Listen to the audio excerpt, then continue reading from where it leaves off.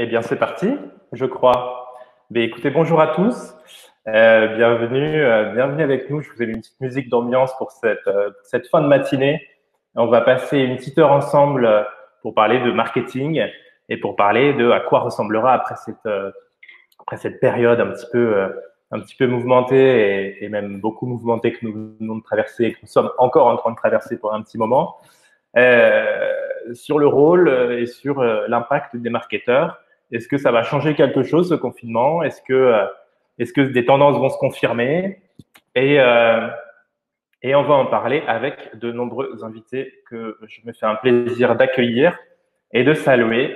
Donc, nous avons François-Xavier Leray, General Manager France et Belgium de la plateforme The Trade Desk, également partenaire de ce webinaire. Salut François-Xavier. Ah, comment vas-tu? Ça va super.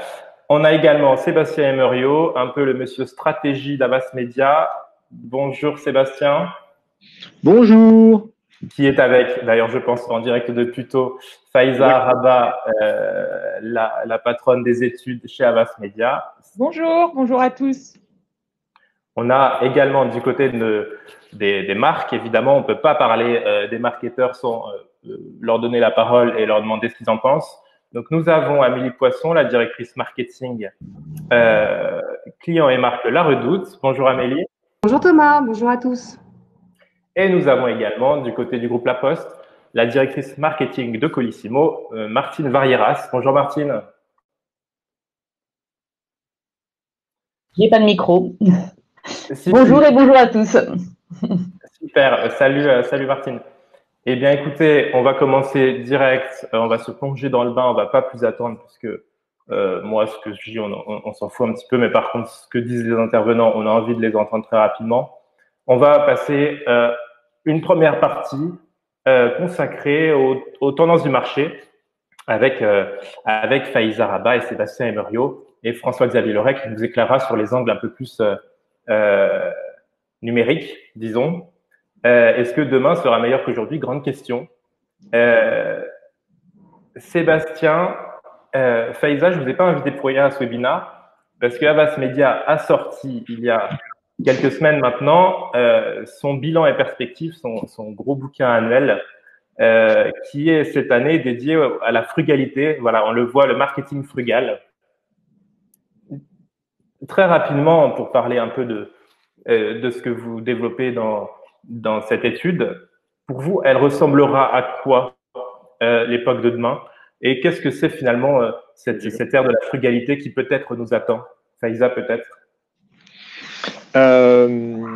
Alors, donc on va jouer comme ça avec la caméra et puis on va s'en parler. Mais alors, avant de répondre à la question de la frugalité, ce qui est important dans la période qu'on est en train de vivre, c'est qu'elle est tellement bouleversante que ça amène à se poser forcément les questions de c'est quoi les fondamentaux du marketing avant de se dire vers quoi ça va évoluer. Et c'est vrai que quand on réfléchit avec Faiza à ce sujet-là, on arrive il y a deux fondamentaux du marketing qui sont remis en question et sur lesquels, en tout cas, il va falloir retravailler. C'est la proposition de valeur. C'est-à-dire que quand on fait une offre, quand on fait un service, quand on propose une prestation, elle englobe quoi et pourquoi, comment se constitue cette valeur? Et la deuxième question, deuxième point aussi qui est fondamental, c'est les arbitrages. Parce qu'on a vu tout à coup, là, juste pendant la crise, la dimension hygiène et santé remontait excessivement haut, alors que si vous prenez les arbitrages des gens juste avant la crise, c'était l'origine du produit, la qualité du produit, voire éventuellement des questions environnementales. Et donc, quand on achète un produit, quand on choisit une offre, on fait systématiquement ces arbitrages dans sa tête. Et quand les arbitrages sont assez rangés et tout à coup ça se bouleversifie, c'est très compliqué. Et en général, c'est le rôle des marques.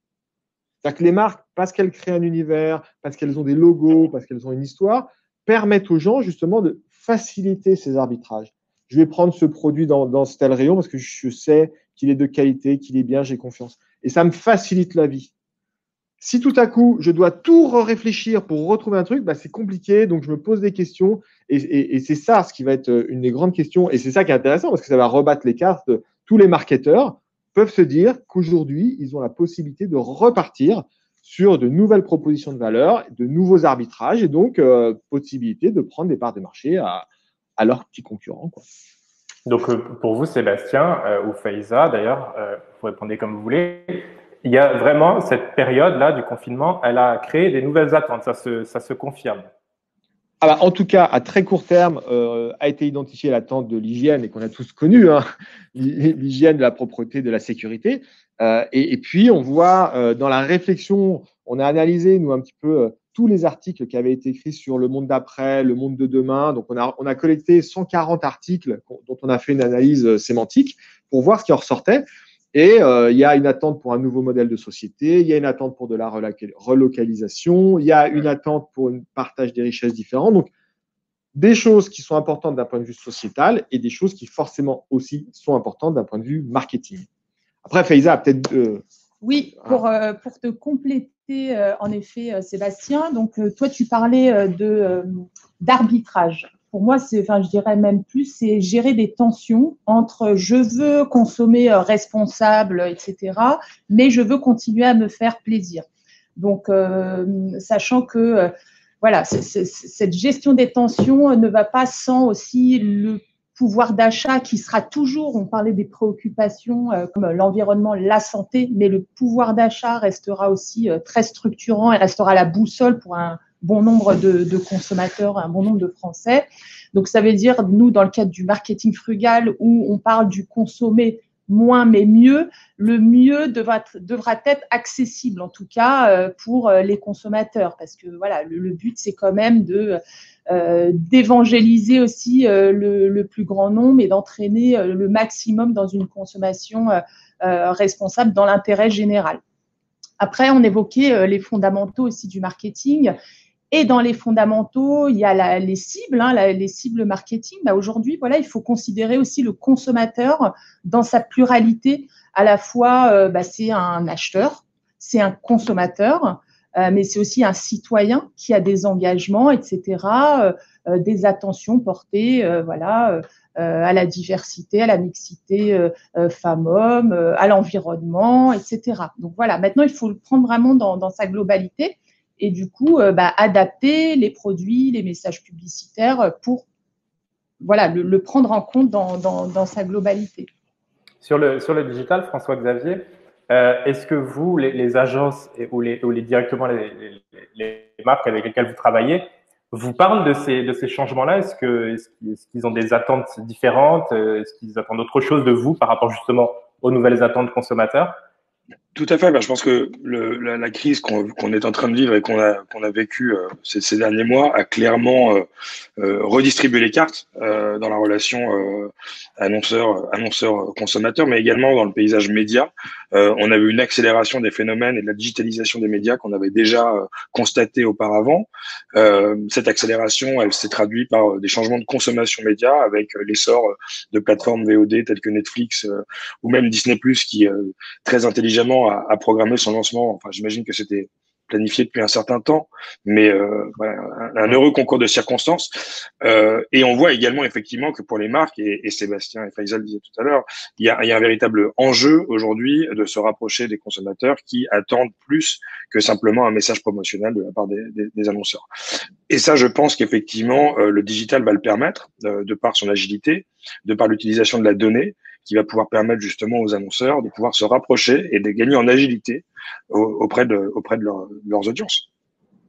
Sébastien et Faiza, si vous deviez choisir quelques grandes tendances qui étaient à l'œuvre un petit peu les derniers mois, dernières années, mais qui seront inévitables et maintenant, et en tout cas les consommateurs ne sont plus dupes et veulent que ça aille vite sur ces points-là, justement. Quels sont-ils? Est-ce que vous avez identifié certains marqueurs dont on ne peut pas passer à côté si on est un bon marketeur? Il y a toujours, à chaque période, il y a un certain nombre de marqueurs qui s'imposent. Parfois, c'est des signaux faibles, parfois, c'est des signaux forts, parfois… Mais ce qui est très compliqué quand on est marketeur, alors je tiens à préciser, là, moi aujourd'hui, je suis en agence, mais j'ai fait mes 10 premières années chez Danone et chez Nivea, donc j'étais marketeur. Donc, je vois ce que c'est que la vie d'un marketeur. Et ce qui est très compliqué dans la vie d'un marketeur, en fait, c'est qu'on doit intégrer un certain nombre d'éléments financiers, logistiques, de production, tout un écosystème de marque. Et ce qui va être le plus compliqué, c'est que on arrive dans une période excitante, mais on arrive dans une période aussi où il va falloir beaucoup de courage. Du courage, et c'est sûr que c'est compliqué parce que du courage dans l'entreprise, c'est pas toujours évident. Et notamment parce que nous, ce qu'on voit, c'est qu'on tend vers une société de prudence. Une des grosses tendances qu'on voit, c'est une société de prudence. Tout le choix qui a été fait là pendant la période pour sauver des vies, c'est une société de prudence. Je tiens à rappeler quand même qu'en 69, il y a eu à peu près la même grippe qui a fait plus de morts et personne ne s'en rappelle. Et à l'époque, personne n'avait pris quoi que ce soit comme décision, que ce soit les ministres, la santé, le gouvernement, les médias ou qui que ce soit. Donc, on est dans une société de prudence. On est nos clients, les clients des marketeurs, les cibles, sont des gens qui veulent du confort, veulent être rassurés, veulent que tout se passe bien, veulent que la vie soit belle. Et donc, nous, en tant que marketeurs, on peut leur répondre à ça, hein, mais on peut aussi, il faut qu'on les bouscule un petit peu parce que sinon, ils s'ennuient. Mais est-ce que ce prisme de la prudence, il est valable sur toutes les cibles, tous les âges parce que, pour vous taquiner un peu, moi, je vois les images de la fête de la musique. Je me dis que les Français, ok, ils ont envie d'être prudents, mais peut-être pendant 2, 3, 4 mois, 6 mois, et après, ils ont envie de retrouver la vie qu'ils avaient avant, non? Alors, oui, mais la prudence, il faut la prendre vraiment dans son acceptation la plus globale. C'est-à-dire qu'il y en a pour qui la prudence, c'est une question de santé, avant toute chose, et c'est certainement pas ceux qui faisaient la fête. Mais ceux qui faisaient la fête, ils ont peut-être d'autres sujets. On les a vus, c'était peut-être les mêmes qui faisaient des manifestations précédemment sur, par exemple, l'environnement. On sait que la jeunesse est énormément… Et donc là, il y a peut-être des questions de prudence environnementale. Et quand vous allez voir après d'autres personnes de la société en disant il faut faire attention, respecter des normes et tout. Là, ça leur pose un problème parce qu'on va nous expliquer que ça coûte cher, que c'est compliqué pour l'entreprise. Donc, cette prudence-là, c'est pas la même pour tout le monde. Il y a la prudence aussi de l'argent. Pourquoi moi, j'aurais plus d'argent ou moins d'argent que les autres? Donc, la répartition. Et donc, cette question de prudence, ça fait que pour les marketeurs, on est souvent tenté entre j'écoute les consos, je fais plein d'études, je leur demande ce qu'ils veulent et je leur propose ce qu'ils veulent. Et ça, notamment quand on est un marketeur de grande consommation, on fait des yaourts, par exemple, on va écouter les gens. Et à l'extrême inverse du marketing, il y a le luxe, où là, j'écoute personne et je produis, je crée, j'imagine, je propose des choses. Et quand on est marketeur, on est toujours entre ces deux trucs. Est-ce que je dois imaginer quelque chose quitte à me planter ou est-ce que je dois juste écouter les gens? Et en fait, quand on se contente d'écouter les gens, au bout d'un moment, on les ennuie un petit peu parce qu'ils ne sont pas surpris, ils ne sont pas divertis, ils ne sont pas amusés. Et ce qu'on a pu voir aussi pendant ce confinement, c'est le formidable succès de toutes les plateformes de SVOD. On a quand même passé des heures devant la télé, devant les jeux vidéo. Et ce qui amuse les gens, c'est ça. C'est le divertissement. Et donc, quand on est marketeur, on se dit comment vais-je trouver le moyen de surprendre les gens, d'intéresser les gens, de les amuser, de les intéresser, enfin, qu'ils regardent mes produits, quoi. Et donc, il y a un mélange de je t'écoute et je te propose des trucs comme les émissions de télé, toujours émissions de télé, comment on fait pour faire de l'audience mais surprendre les gens. Voilà, et c'est ça la grosse tendance du marketing, a priori. Et en effet, toi, tu parlais de surprise et pour moi, le marketing, en tout cas de demain, s'inscrit parfaitement dans cette lignée-là. On l'a vu, alors on en a énormément parlé, mais cette histoire du masque de Décathlon qui devient un produit pour la réanimation hospitalière, c'est un excellent cas d'école d'innovation frugale. C'est un marketing aussi qui va se décloisonner et qui va aller chercher des opportunités de synergie avec même d'autres secteurs. Donc là, dans une démarche sociétale et dans l'intérêt général. Voilà, compter comme utile à la société. Donc finalement, dépasser peut-être le simple objet de sa propre entreprise, aller chercher ailleurs où je peux… Ouais, et c'est exactement ça. Alors ici au sein d'Avas Paris, il y a tout un… on a quelqu'un qui est passionné sur ces sujets-là, de l'entreprise Providence. Donc c'est exactement l'entreprise vit au-delà de ce qu'elle est au quotidien à produire des produits pour être achetés. Voilà. Donc, on parle bien de cette tendance où l'entreprise remplace l'État, peut-être sur certaines thématiques, mais en tout cas, les consommateurs attendent de leur marque préférée qu'elle s'engage pour un tout tas de sujets. On a vu notamment le cas de George Floyd, où il y a beaucoup de marques qui se sont engagées. J'ai même vu la synergie entre Nike et Adidas qui se répondaient un peu en ping-pong pour montrer que dans cette histoire-là, tout le monde devait être solidaire. On est là-dedans, donc, demain. Exactement. Ouais. Alors, on le voit, nous, on a une étude quand même depuis une dizaine d'années qui s'appelle Meaningful Brand et qui donc réfléchit sur la place des marques et le sens qu'elles portent et notamment la place qu'elles ont dans la vie sociale. Il y a une attente énorme de je suis pas très sûr que le gouvernement et l'État peuvent me sauver. Peut-être que les marques, d'une certaine manière, peuvent le faire. Alors là, on a vu aussi un retour pendant la crise. Il y a eu un retour de l'État et donc tout à coup, on s'est dit, bah si quand même le gouvernement et l'État, c'est un petit peu solide et un peu sérieux. Je ne sais pas si les marques auraient pu nous sauver, mais en tout cas, on a vu toutes les prises de parole de marques, de la grande distribution notamment, puis des banques et des assurances, qui étaient autour de on s'intéresse, on s'occupe, on prend en charge, on prend notre part, on travaille aussi pour le bien-être de la société dans sa globalité. Et il y a eu une réponse des gens qui étaient de dire oui, vous êtes gentils, mais on veut des actes. Et c'est vrai que beaucoup d'entreprises et de marques, et peut-être que vous qui écoutez ce webinaire, vous avez travaillé à votre raison d'être. C'est formidable de travailler à sa raison d'être. Mais ce qu'on a ressenti aussi pendant cette période-là, c'est que les gens ils voulaient des actes, voilà, des actes de la raison d'être. Et là, c'est compliqué. Alors, il y a l'exemple de LVMH qui a fait du gel, il y a eu plein d'exemples. Mais ça veut dire qu'il y aura encore plus d'attentes de ce côté-là. Oui, les consommateurs vont pas seulement se laisser amadouer par quelques accroches publicitaires, mais derrière, s'il n'y a rien, ça marchera un temps et puis finalement, ça ne sera pas très utile.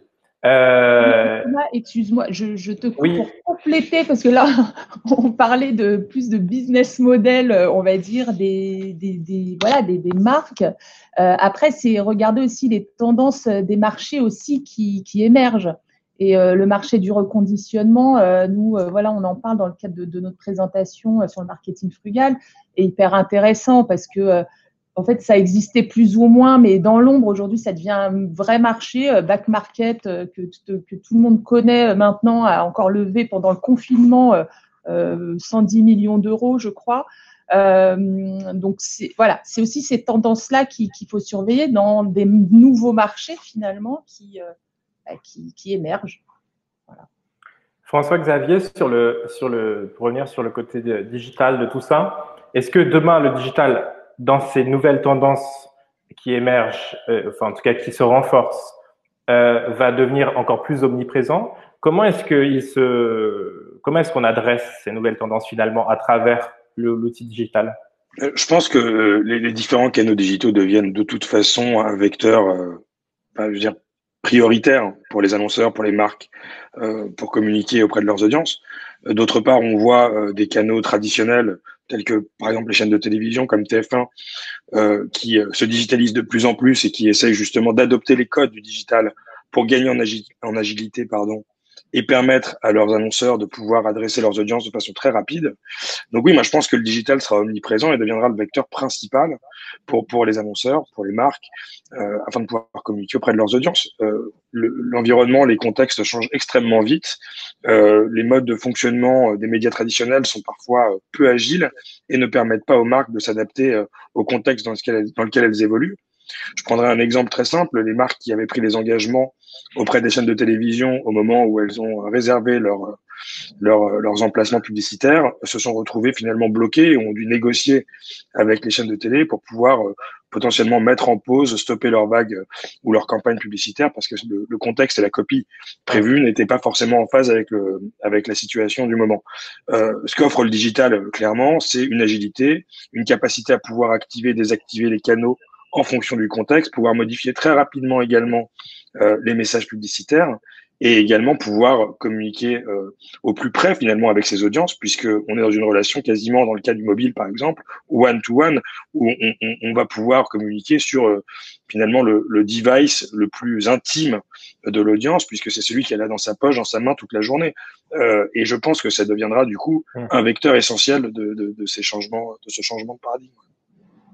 Et c'est pas très rassurant pour les médias traditionnels qui sont tous en train de faire des plans sociaux. Il est certain, je te coupe, mais il est certain que l'affichage lors du confinement a certainement beaucoup souffert. Pour autant, rien ne les empêche de réinventer leur modèle. Et comme je disais, TF1 se réinvente en digitalisant finalement leur mode de fonctionnement, leur mode leur mode de commercialisation. On voit des exemples aux États-Unis où New York Times a totalement arrêté sa publication papier pour n'être que digital. Voilà, je pense que de toute façon, on va assister à un changement important du paysage média et les vecteurs de communication, puisqu'on parle de messages publicitaires, mais pour pouvoir délivrer un message, il faut pouvoir activer un vecteur de communication. Et souvent, ça reste quand même des médias, qu'ils soient digitaux ou traditionnels. Pour le cas des médias traditionnels, vont devoir s'adapter à ce nouveau paysage dans lequel on évolue. Pour conclure cette séquence très rapidement, peut-être Faiza, Sébastien. Oui. Pardon. Non, allez-y.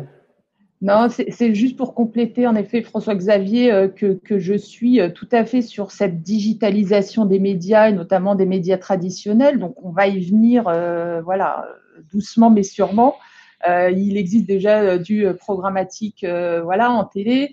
Mais juste pour revenir à cette idée de moins mais mieux, mais de frugalité aussi, c'est vrai que le digital, nous, on l'a vu dans toutes nos études, voilà, sur ce sujet-là, est souvent décrié comme étant trop intrusif, polluant, etc., etc.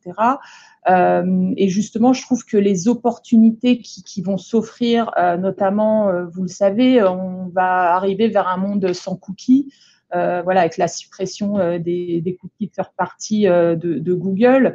Donc, justement, c'est l'opportunité de repenser aussi les achats, la manière d'adresser les consommateurs de manière beaucoup plus contextualisée, en faisant, tu l'évoquais, un peu plus avec plus de réactivité aussi, qui va aussi finalement s'offrir aux médias traditionnels, hein, avec le DOH aussi, les panneaux numériques, la presse en effet qui se digitalise depuis un certain moment. Donc voilà, en tout cas, on arrive à une période à partir déjà de l'année prochaine où on va pouvoir remanier aussi nos façons d'adresser les consommateurs dans des contextes beaucoup plus vertueux. Et puis, juste pour ajouter, pardon, vas-y, je t'en prie, Sébastien. Non, c'est juste, si on prend un peu de recul sur cette question, sur ce sujet du digital, on voit qu'il un peu, on va dire, pour certains, nous a sauvé la vie. Parce que télétravail, parce qu'on pouvait se faire livrer, parce qu'on a pu regarder pendant des heures et des heures des séries, on a pu jouer, on a pu faire plein de choses. Mais il y a quand même un truc qui fait qu'on a touché du doigt tous, les millions de Français qui étaient en confinement et des millions de personnes dans le monde, on a touché du doigt ce qu'était une société uniquement digitale. Et donc, on a tous vu les limites parce qu'au bout d'un moment, les Zooms et les réunions, on n'a pas, parce qu'on a vu que ça marchait pas trop à l'école, en fait, c'était quand même très compliqué, parce que finalement, les apéros, Facebook, c'était super, mais il y avait des limites. Donc, ce qui est horrible avec ce digital, c'est que finalement, on a l'impression que pendant les 2-3 mois, là, ça a été la victoire absolue totale. Et en fait, les gens ont réalisé aussi que, ah ouais, mais il y a des limites. Et en plus, et comme il se trouve qu'on est dans une société où c'est le digital qui nous donnait des perspectives de croissance, de progrès et de développement, on se dit, c'est quoi les perspectives de croissance, de progrès et de développement maintenant qu'on a vécu ça? Donc, c'est un peu compliqué. Le bilan du digital, il n'est pas si évident que ça, même si dans les faits, il est absolue victoire totale.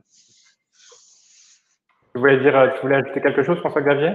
Ouais. Non, je voulais juste illustrer mes propos sur les mutations qu'on est en train de constater et prendre un exemple qui se passe actuellement, qui se passe actuellement aux États-Unis, où la National Association of Advertisers, donc l'équivalent de l'UDA en fait chez nous en France, a demandé aux broadcasters américains de reporter les upfront, qui sont en fait l'événement qui est au mois d'octobre où les annonceurs pré-réservent leurs emplacements publicitaires, car ils n'ont aucune idée de comment ils vont envisager leur mix média dans les mois et années à venir. Je pense quand même qu'il y a quand même un bouleversement aujourd'hui dans le monde des médias, qui a été évidemment accéléré par la période qu'on vient de vivre. Après, ne faut pas dire ce que j'ai pas dit, Sébastien, mais pour le coup, je pense qu'effectivement, le digital ne viendra pas non plus supplanter tout et en tout cas ne remplacera jamais la relation entre humains. Hein, voilà. Prenez l'exemple des apéros ou des moments qu'on peut vivre en famille ou entre amis. Je pense qu'évidemment, rien ne vaut, et on est français, donc en plus, voilà, rien ne vaut un verre en terrasse, et ça, Zoom ne le remplacera jamais. Pour autant, ce qui est sûr, c'est que les canaux à disposition aujourd'hui des marques pour pouvoir toucher leurs audiences et délivrer leurs messages dans une logique de personnalisation et d'une relation extrêmement intime avec les audiences, les canaux digitaux vont par définition s'imposer parce que on va pouvoir avoir un message qui va être très personnalisé, qui va pouvoir être très dynamique, agile, là où finalement un 4x3 encollé sur le périphérique ne le permettra pas, c'est certain.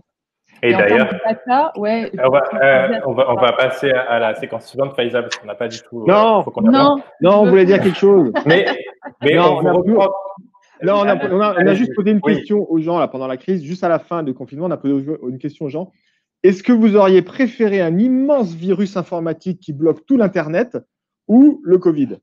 Voilà. Et il n'y a que 55% des gens qui auraient préféré un immense virus informatique. Donc, vous voyez, entre virus informatique et la bataille est proche. Hein. Comme quoi, on tient au digital. Voilà, c'est tout ce que vous dites. Et puis, pour mêler, pour concilier réel et virtuel, les marketeurs ont inventé ce mot formidable de phygital, mais on en parlera peut-être dans une autre conférence. En tout cas, on va vous interroger maintenant en lançant un sondage justement sur le marketing frugal que Faiza nous a présenté un petit peu. Est-ce que vous, chez vous, dans votre façon de fonctionner, vous pourriez appliquer les recettes du marketing frugal? Alors, répondez en disant oui, bien sûr, c'est la base. Oui, mais j'ai besoin de me renseigner davantage. Je ne sais pas trop. Je n'en sais rien du tout. Ou alors non, pour moi, c'est complètement contre-productif. Donc, votez maintenant et on va regarder les réponses dans quelques instants. En attendant que vous votiez et que vous répondiez à ce sondage, j'ai très, très envie d'accueillir Amélie et Martine. Martine Varieras et pardon, je cherche mes mots, et Amélie Poisson, pour les interroger, parce qu'on va passer à la séquence où on va discuter davantage avec vous. Mais sur cette question-là, vous, qu'est-ce que vous auriez répondu et sur le marketing frugal peut-être et sur les tendances qu'on vient d'évoquer, Amélie? Alors, il y a eu énormément de choses qui ont été dites et je vais essayer de pas faire de la paraphrase parce que ça serait ennuyeux. Moi, je suis assez d'accord vraiment avec l'analyse de Sébastien et Faiza, mais aussi sur l'aspect du digital. Forcément, je suis bien placée sur ce sujet-là. Moi, je rajouterais que le marketing de demain, c'est un marketing d'expérience.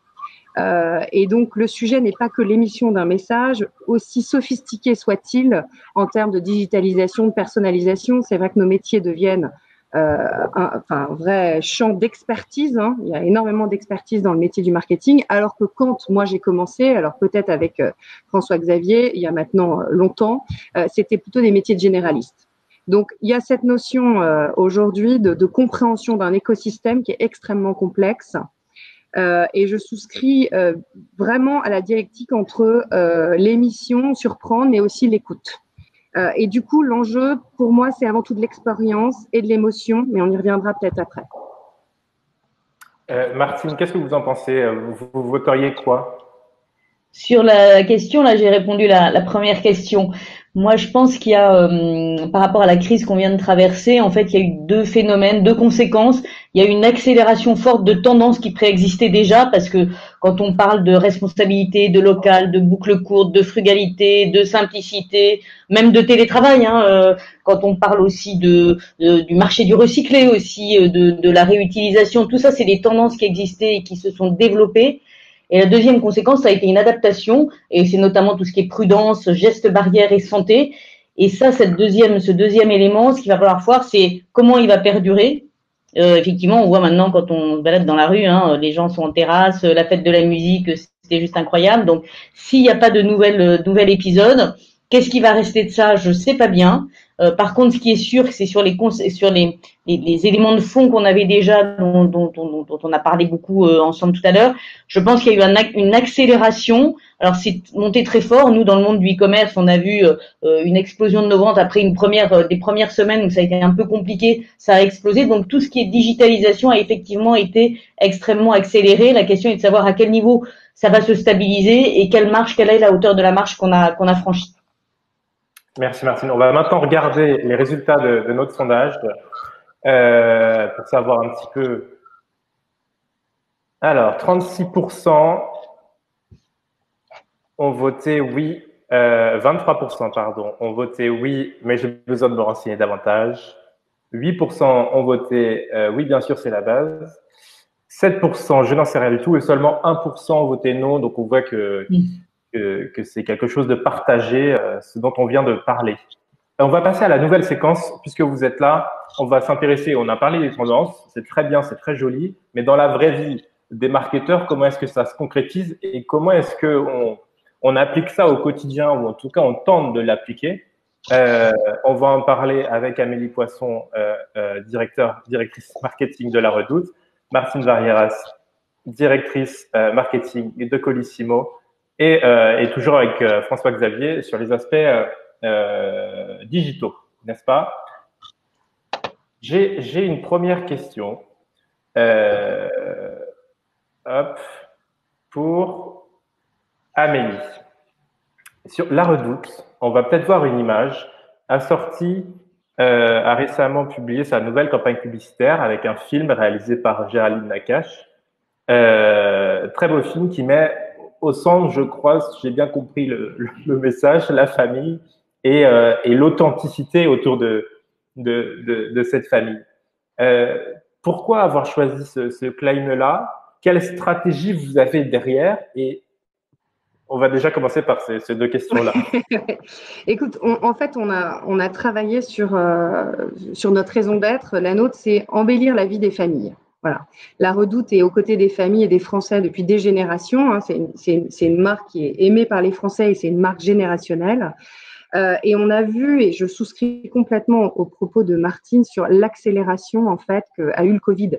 C'est-à-dire qu'on ne s'est pas laissé surprendre, on ne s'est pas dit tout d'un coup, hop, la famille est importante. Non, c'était une stratégie qu'on avait de facto et on avait cette raison d'être, embellir la vie des familles. Mais on s'est rendu compte que notre utilité était renforcée pendant le Covid.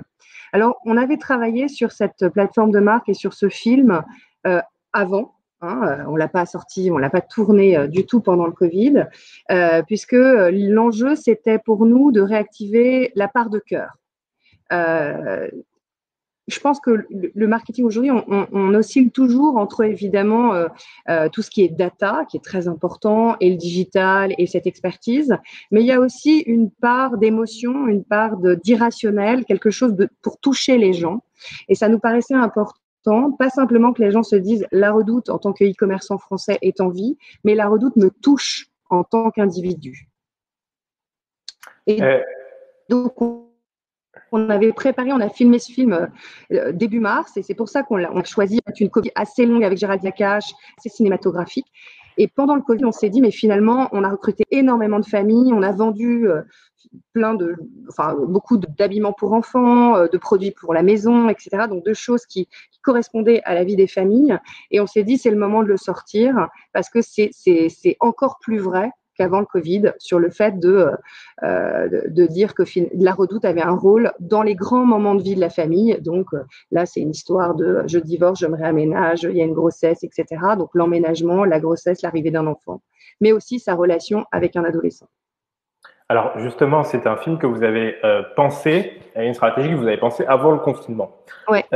Vous avez quand même décidé de le sortir à ce moment-là. En assumant les embrassades et tout ce qui va avec dans une période. Pourquoi avoir fait ce choix de garder ce lien pendant cette période-là? Parce en fait, il devait sortir début avril. Donc début avril, et évidemment là c'était pas le moment. On a eu une première phase, y compris en e-commerce, de sidération où les gens se sont nos chutes. Le mois de mars passait très bien. On a fait un -50 pendant 15 jours. Tout le monde était sidéré et finalement de ce qui nous arrivait de ce confinement. Et puis petit à petit en avril, la vie s'est réinstallée et c'est un film sur la vie des gens, sur les relations humaines. Et en fait, autant je suis une fervente ambassadrice du digital, autant un monde tout digital n'a pas de sens. Le digital est un outil, mais ce qui prévaut, c'est la relation et c'est l'humain. Et ce film est pour moi, est très humain. Et du coup, il nous a paru juste par rapport à ce qu'on vivait avec les clients, ce que les clients nous disaient aussi. Moi, je gère le marketing digital, mais aussi la relation client. Et j'avais des clients qui m'écrivaient « Vous m'avez sauvé mon confinement ». C'est hyper fort comme message. Et là, tu te dis « Je sais pourquoi je me lève le matin ». Et du coup, c'est ce sens-là que tu as envie de te sentir utile, quel que soit ton rôle. Et mon rôle, il est modeste et il est humble. On n'est pas à la Redoute, c'est pas l'hôpital, on n'est pas des soignants, etc. Il y a des choses bien plus nobles. Mais néanmoins, ces petits messages-là nous ont fait dire que on avait un rôle dans la vie des gens et qu'on devait l'assumer. Et du coup, on a sorti ce film parce qu'il nous paraissait à propos et on a des super retours parce que ça touche la vie des gens. Le côté, donc évidemment, oui, on s'est posé des questions sur certaines scènes, notamment d'adolescentes au collège qui s'embrassent versus, de toute façon, les collèges, les lycées étaient fermés quand il est sorti. Mais on s'est dit, voilà, c'est la vie et ça va revenir. Est-ce que ça a fonctionné au niveau des chiffres? Est-ce qu'on peut dire que la famille, c'est héroïste, vraiment? Est-ce que vous avez déjà des premières retombées? Ça marche très bien. Voilà. Ça marche très bien, mais c'est pas un phénomène, comment dire. Je ne crois pas non plus à c'est fini le temps où tu lançais une campagne de communication. En plus, on n'est pas un très gros annonceur, on n'a pas des millions d'euros à dépenser. Donc, à moins de mettre des millions d'euros sur la table, tu n'as pas un effet sur ton business immédiat. C'est plutôt de se dire, on surfe sur une vague. Ce que je veux dire, c'est qu'avril, mai marchait très bien, juin aussi est très bon, et c'était le moment de le sortir et finalement d'installer cette relation avec la famille. Après, est-ce que la famille est héroïste? Par essence, la famille, elle est multicatégorie, elle est fortement contributrice dans un business digital et je pense que c'est parce que la vie de famille est complexe que le digital ou une marque comme La Redoute a un rôle. Voilà, auprès d'une maman ou d'un papa qui a énormément de choses à gérer. Et là, on a bien vu la vie des gens en télétravail, plus les enfants, l'école, la vie de la famille, etc. C'était extrêmement compliqué. Donc, quel est ton rôle? Comment tu peux leur simplifier la vie? C'est notre job, quoi. Donc oui, la famille est clé et c'est stratégique chez nous. Donc, on a la famille avec La Redoute. Moi, j'aimerais aussi qu'on s'intéresse à un des marqueurs dont on a évoqué tout à l'heure. C'est la protection de la planète, l'environnement, c'est cette envie qu'ont les gens. Et ça, c'est avec Martine Varieras. Colissimo vient de lancer une nouvelle plateforme de marque, justement, avec un claim. Voilà, on ne peut plus clair, l'environnement est la seule chose que l'on n'expédie pas. Bravo, concepteur rédacteur. Comment on parle d'environnement justement sans tomber dans les clichés déjà? Quelle cible et pour vous, quels impacts on peut en attendre de ce genre de message? Alors, d'abord, quelle cible? On est sur un business et on a de la chance qui est en pleine progression. Le e-commerce, il se développe énormément et la crise, comme je vous disais, a plutôt accéléré ce développement. Et on est dans un monde assez contradictoire et le client d'ailleurs est lui aussi toujours dans cette ambivalence, mais c'est souvent le cas pour le consommateur. Il veut tout de suite pas cher, quitte à ce que ça vienne de Chine, mais en même temps il veut consommer responsable. Donc on est quand même sur des choses qui sont pas évidentes. Et nous, on peut dire qu'on met des camions sur les routes, qu'on met des emballages qui transportent du vide et qu'on utilise des livreurs qui font le dernier kilomètre et qui sont un peu ubérisés. Donc c'est un sujet qui est complètement au cœur de notre métier, qu'il faut absolument adresser puisque de toute manière la tendance de consommation, le digital, le e-commerce, il se développe. Et donc nous, on pense que dans ce contexte-là, on peut accompagner ce développement et aussi le faire de manière responsable. Donc c'est vraiment le cœur de notre plateforme de marque. On est convaincu que la responsabilité, ça sera la grande valeur des services de livraison de demain. Et c'est dans ce cadre-là qu'on a réécrit et qu'on a posé notre plateforme en ayant l'ambition de faire de Colissimo l'évidence de la livraison responsable et réussie. Alors, oui, donc l'environnement, c'est le vecteur finalement, mais le message, c'est la responsabilité. C'est la responsabilité, c'est plus large que l'environnement. Alors l'environnement, dans la responsabilité, on parle toujours de responsabilité sociétale et environnementale. C'est vrai que c'est plus facile de commencer par l'environnemental parce que c'est des sujets qui sont un peu plus connus, un peu plus médiatisés et sur lesquels c'est plus facile et on a plus de choses à dire aujourd'hui. En tout cas, le discours est plus structuré, mais c'est beaucoup plus large que ça parce qu'il y a aussi tout l'aspect sociétal. Et cet aspect sociétal, il est complètement dans nos valeurs à nous. Enfin, on est dans Colissimo, ça fait partie du groupe La Poste. Le groupe La Poste, c'est une entreprise de service public et cette notion de servir l'ensemble des gens, l'ensemble des concitoyens de manière proche et humaine au service, elle est complètement dans notre ADN. Et donc cette responsabilité, elle est complètement portée par les valeurs du groupe et depuis des années.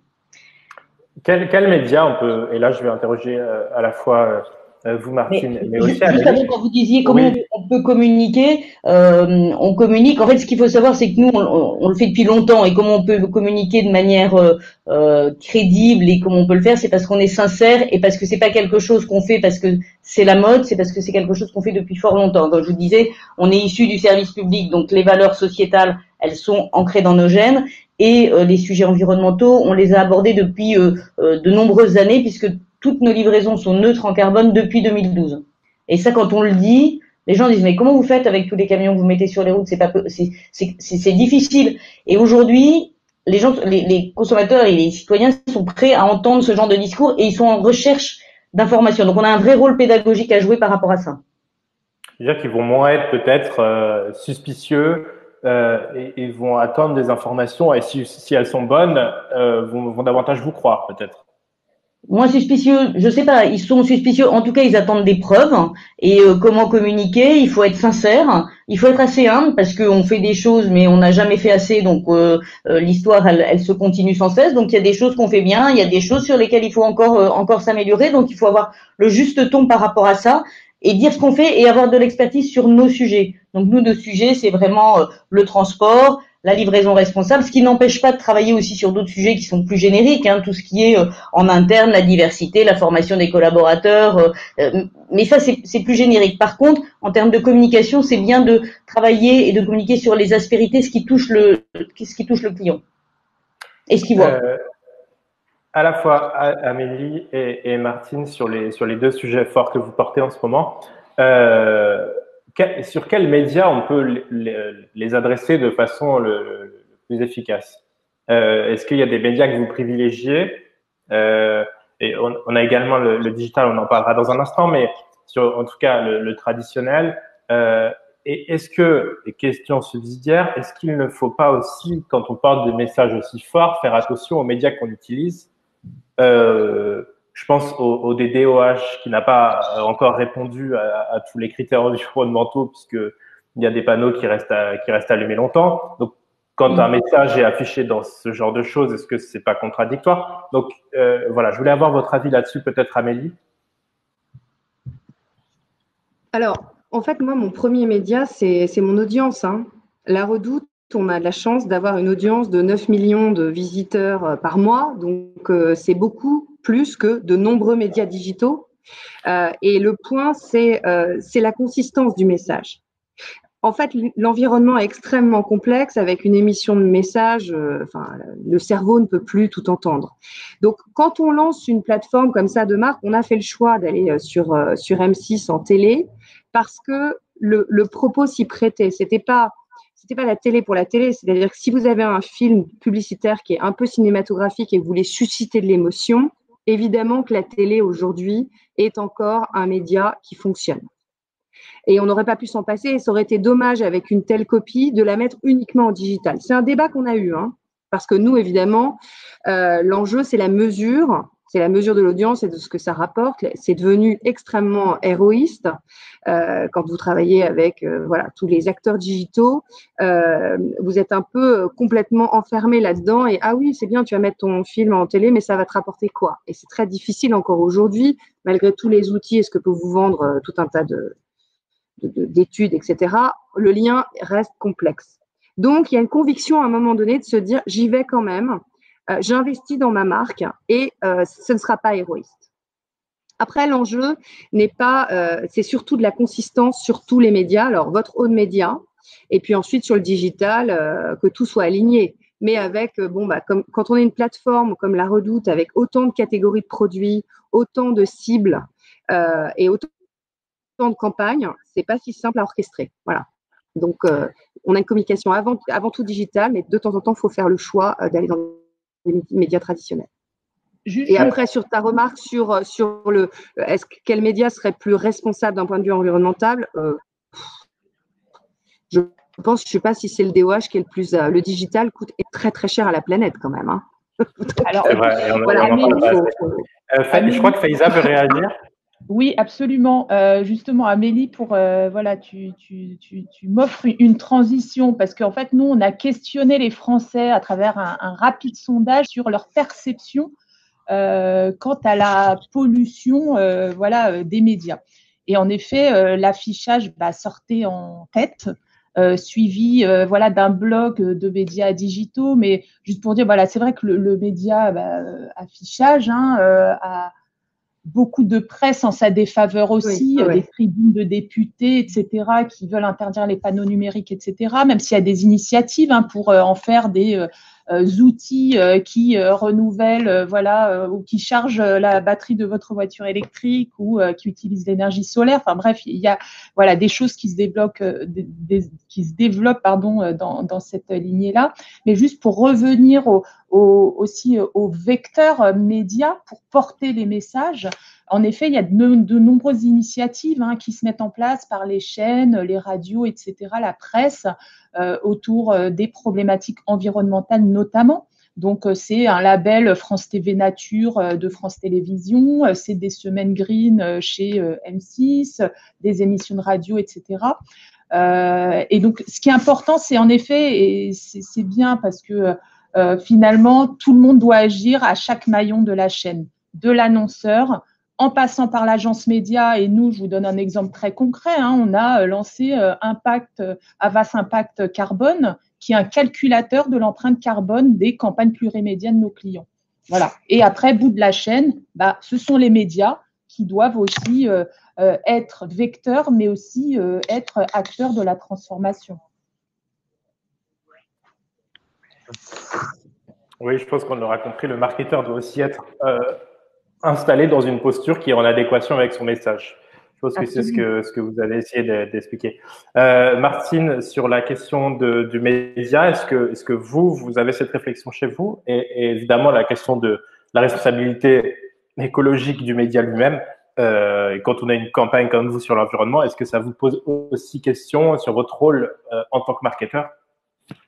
Oui, le choix du support, il est extrêmement important. Donc nous, on a une communication un peu 360, comme on dit, mais on a privilégié un média institutionnel presse parce que c'était l'installation d'une nouvelle plateforme de marque et c'est un positionnement avec du contenu. Donc la presse, ça permet d'écrire des choses. On a une body qui est quand même assez conséquente où on dit des choses. Donc c'était un bon support. Mais on a aussi de la communication sur les réseaux sociaux. On travaille aussi on intervient dans des conférences pour aussi toucher nos clients de manière un petit peu différente. Et effectivement, il y a les points de contact au quotidien, les notifications qu'on envoie quand vous recevez un colis chez vous, ou aussi on renvoie sur notre site internet et où on communique sur le fait qu'on est neutre en carbone. Donc c'est de toute manière la communication, on parle beaucoup d'omnicanal, mais c'est quand même la réalité. Il faut que de toute manière, par rapport à une promesse de marque, la posture que la marque a et le message qu'elle adresse, elle soit homogène quel que soit le canal. Et tous les points de contact sont une opportunité de communication. Donc toutes les actions doivent être, et c'est en ça qu'une plateforme de marque c'est important. Ça donne le cadre et ça donne le sens à tout ce qu'on va faire et tout ce qu'on va proposer à nos clients et tout ce qu'ils vont voir de nous. Et justement, François-Xavier, comment est-ce que le digital, on en parlait, peut être un des meilleurs moyens de transmettre ces nouvelles valeurs, j'ai envie de dire, jusque dans la main des futurs clients, comme vous le disiez tout à l'heure. Et qu'est-ce qu'elle apporte en termes de valeur elle-même, lui-même, le digital? Est-ce que on parlait en préparant ce webinaire, vous me parliez de résilience, de créativité, d'agilité. quelles sont les valeurs intrinsèques que va faire passer le digital selon vous directement, en fait, en plus du message de l'annonceur? D'abord, je voulais faire écho à ce qui a été dit par Amélie et Martine un peu plus tôt sur l'importance effectivement de créer un lien fort entre les audiences et les marques. Et je pense qu'effectivement, on a vu pendant cette période de confinement un certain nombre de marques recréer du lien ou en tout cas capitaliser sur ce lien qu'elles avaient créé avec leurs consommateurs. Et je pense que c'est ce que les consommateurs veulent aujourd'hui. Pour ce qui est des médias et des canaux à activer dans ce genre de moment ou pour véhiculer ce genre de message, je dirais que ce sera celui qui sera évidemment ou ceux qui seront les plus à propos en fonction des audiences qu'on souhaite toucher. Tout à l'heure, on parlait de la campagne La Redoute et du choix notamment de diffuser ce spot sur M6. Ça me semble tout à fait pertinent et évident et d'ailleurs, on a vu les audiences télé augmenter significativement pendant cette période du confinement parce que les gens étaient chez eux et qu'ils étaient plus enclins à consommer le média télévisuel. Et par définition, c'était une opportunité extraordinaire également pour les annonceurs de pouvoir utiliser ces canaux de diffusion. Je ne suis pas sûr que l'augmentation des audiences ait été proportionnelle, ou en tout cas que le revenu publicitaire ait été proportionnel à l'augmentation des audiences lors de cette période. Pour autant, c'était évidemment un choix judicieux. Ensuite, moi, je voulais reparler du digital parce qu'on parle beaucoup de digital et on voit le digital comme Internet au sens stricto sensu du terme, sur un ordinateur ou sur un smartphone. La réalité, c'est qu'aujourd'hui, le digital, il est partout. Il est prégnant sur l'ensemble des médias qu'on consomme et que la télévision est aujourd'hui et sera demain digitale et qu'on fera plus de différence finalement entre une publicité télé servie par le broadcaster traditionnellement et une publicité télé demain avec les changements de réglementation qu'on aura, qui sera servie par un ad serveur complètement dans un mode opératoire digitalisé, au même titre qu'une publicité aurait été diffusée sur Internet. Oui, finalement, on peut dire que la télévision segmentée, ce sera du digital plus que de la télévision. Ce sera de la télévision digitalisée, au même titre que écouter Spotify et être exposé à un spot radio sur Spotify, c'est de la radio d'une certaine façon digitalisée. Donc les médias sont en train de changer et on peut pas parler de digital. Voilà, quand on parle de digital, j'ai toujours l'impression qu'on est en train de parler des GAFA, Facebook, Google et autres Amazon. La réalité, c'est que le digital va beaucoup plus loin que ça. Il y a un certain nombre d'acteurs qui ne sont pas des GAFA, qui sont indépendants et qui défendent des valeurs qui sont proches, style les valeurs qui ont été évoquées un peu plus tôt sur la proximité et l'engagement. Et donc voilà, donc ça pour dire qu'effectivement, la télévision, elle sera digitale demain et que finalement, le digital, il sera prégnant sur l'ensemble des canaux. Et qu'évidemment, avoir une stratégie cross-canal fait sens, puisqu'il faut pouvoir toucher ces audiences là où elles sont et dans le contexte le plus favorable et qui soit en phase avec le message qu'on veut véhiculer. Pour ce qui concerne… François-Xavier, on va devoir passer à la partie questions-réponses absolument. Vous aurez l'occasion de vous réexprimer. Cher public, envoyez vos questions dans le chat. C'est maintenant. Tout le monde peut répondre. Donc, n'hésitez pas à poser des questions précises en indiquant à qui vous posez la question. Bon, sinon, on le devinera, il n'y a pas de problème. Et j'ai vu déjà des premières questions. Donc, peut-être qu'on va voir des premières questions apparaître parce qu'il me semble que certains d'entre vous ont déjà posé des petites questions. Voilà. Alors, ça, c'est une question, bon, vous y avez un petit peu répondu parce que j'y ai un petit peu posé, mais on peut y revenir un petit peu parce que visiblement, elle intéresse. Sur les choix des canaux de diffusion, est-ce que, Emmanuel nous demande, est-ce qu'elles sont aussi raisonnées en termes d'impact sur l'environnement pour asseoir un positionnement faible en impact carbone? Bon, on a compris, c'est un peu la question que je posais tout à l'heure. Peut-être, moi, j'aimerais réentendre, parce que Martine, on l'a entendu sur cette question, Amélie, là-dessus. Alors, on n'est pas encore très avancé, très mature sur ce sujet-là. On est en plein dans notre bilan carbone sur l'entreprise.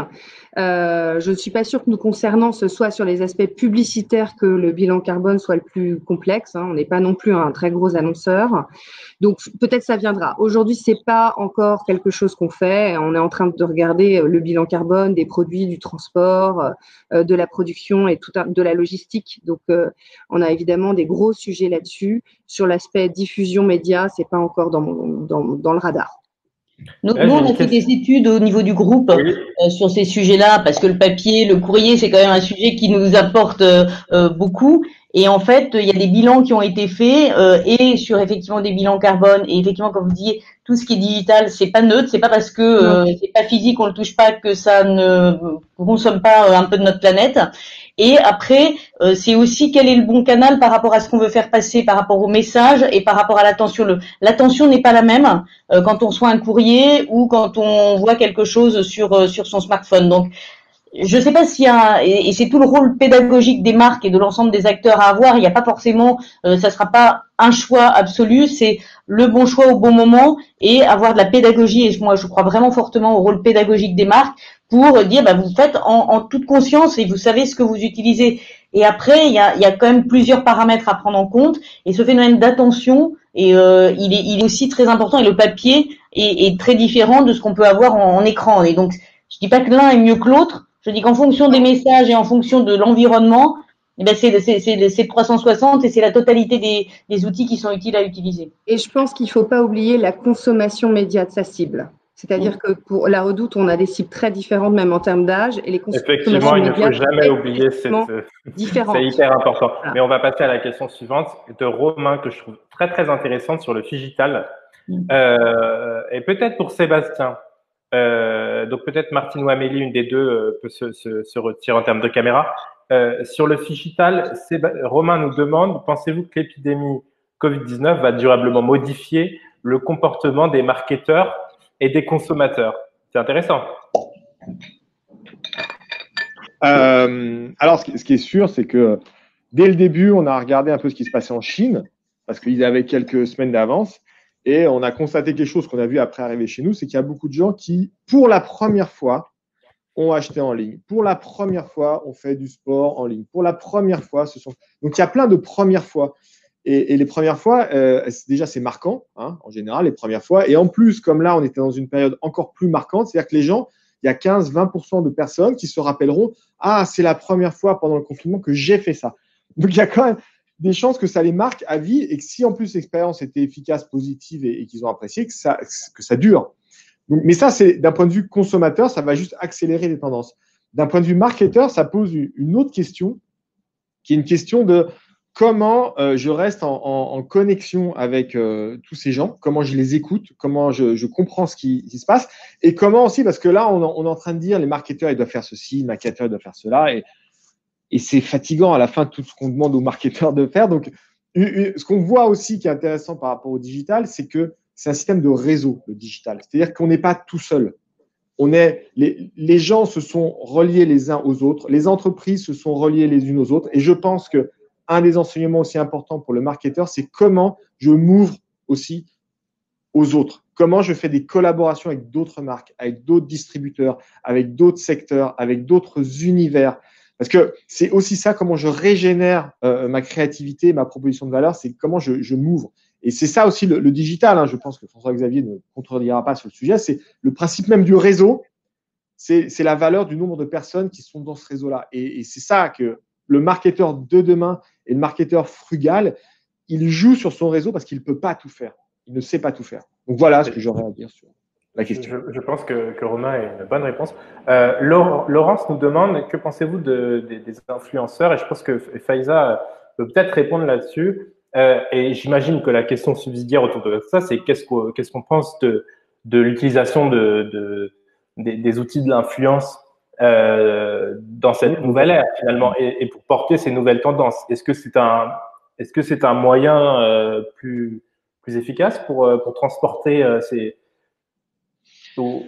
Oui, moi je pense que là aussi, pour reprendre aussi ce que disait Amélie, c'est une question de cible. Après, je pense qu'en effet, pour toucher les jeunes, les sensibiliser sur ces actions, etc., l'influence, le social reste, va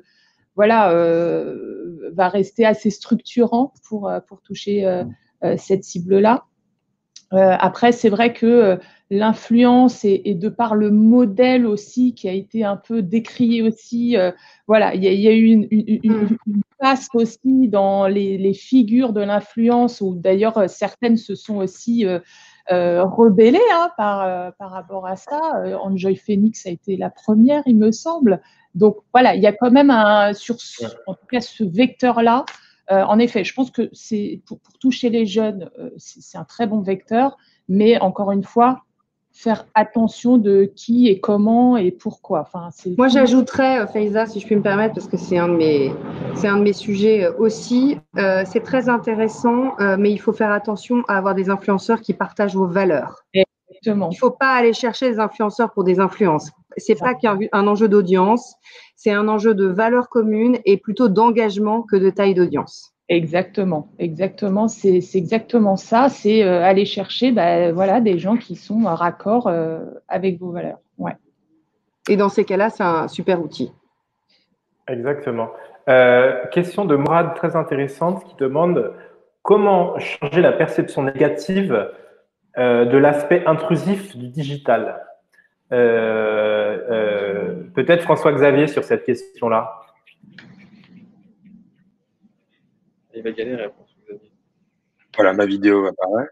Je pense que l'aspect négatif, l'aspect intrusif des publicités digitales, je pense que le digital, en fait, s'appuie sur un contrat moral qui doit s'instaurer entre les audiences, les annonceurs et évidemment les éditeurs ou les acteurs du paysage médias, qui est un respect mutuel.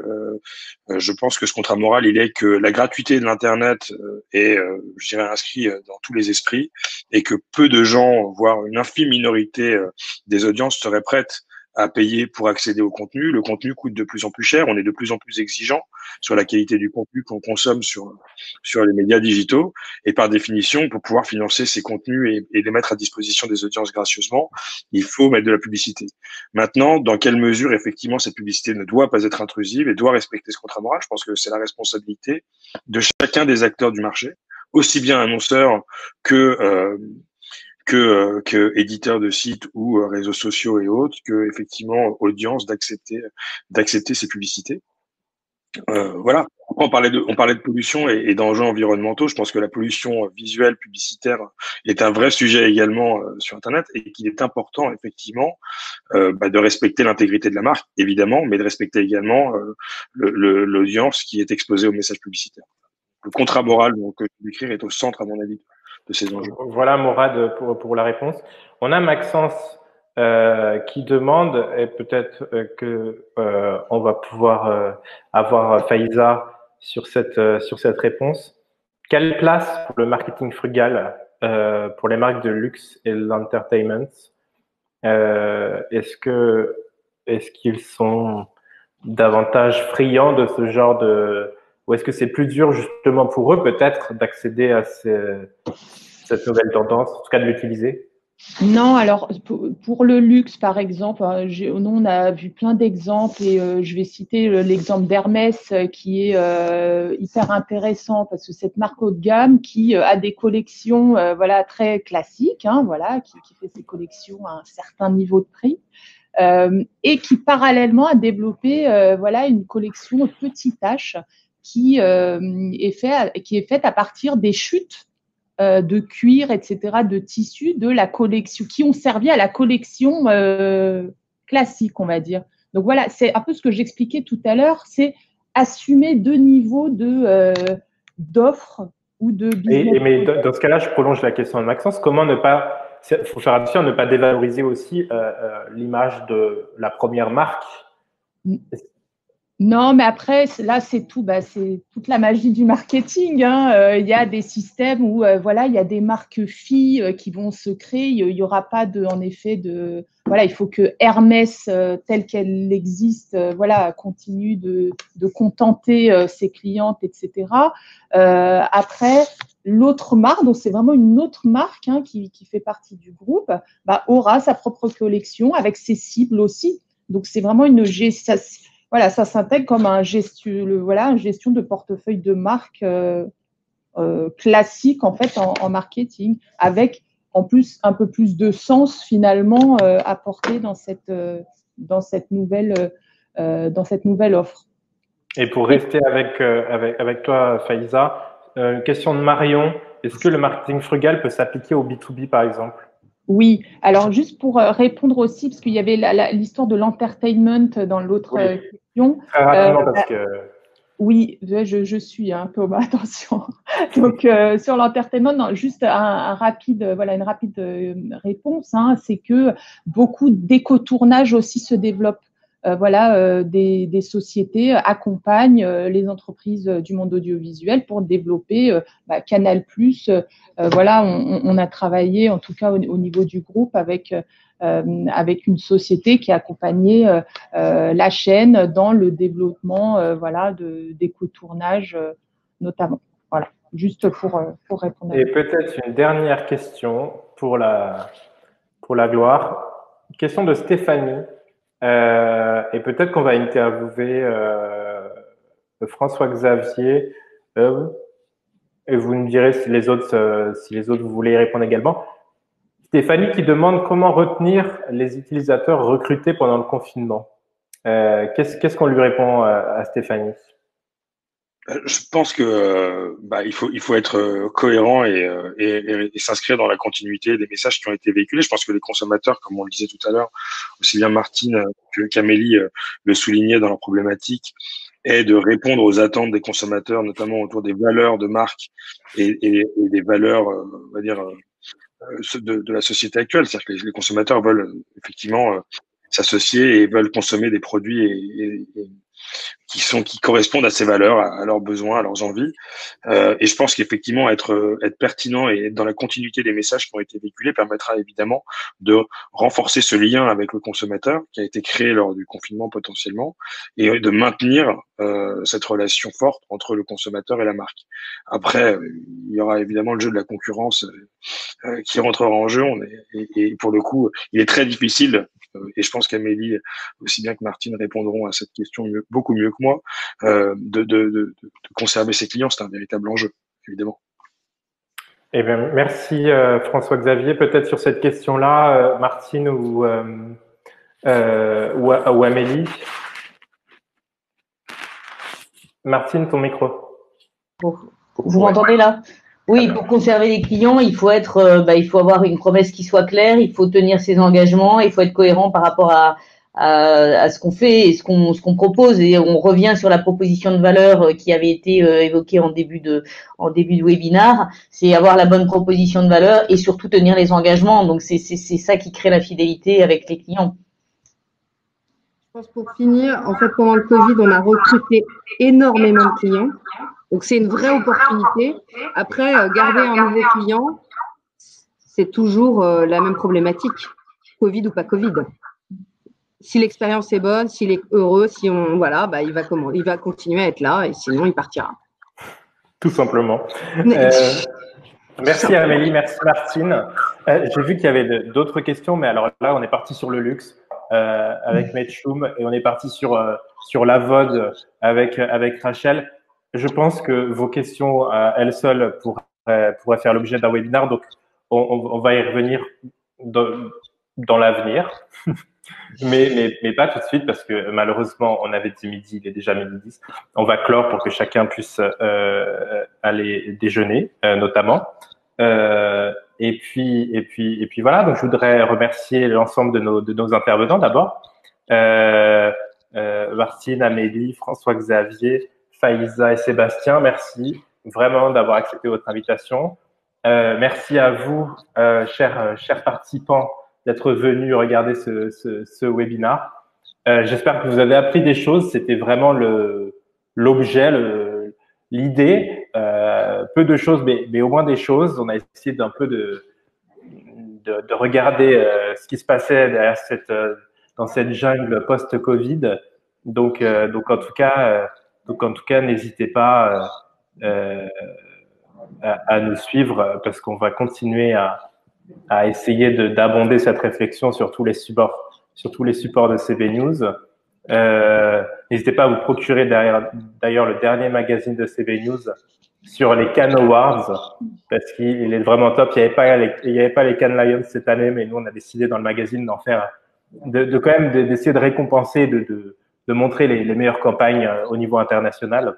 Et il y en a qui sont vraiment à remarquer. Et puis remerciement spécial aussi pour notre partenaire.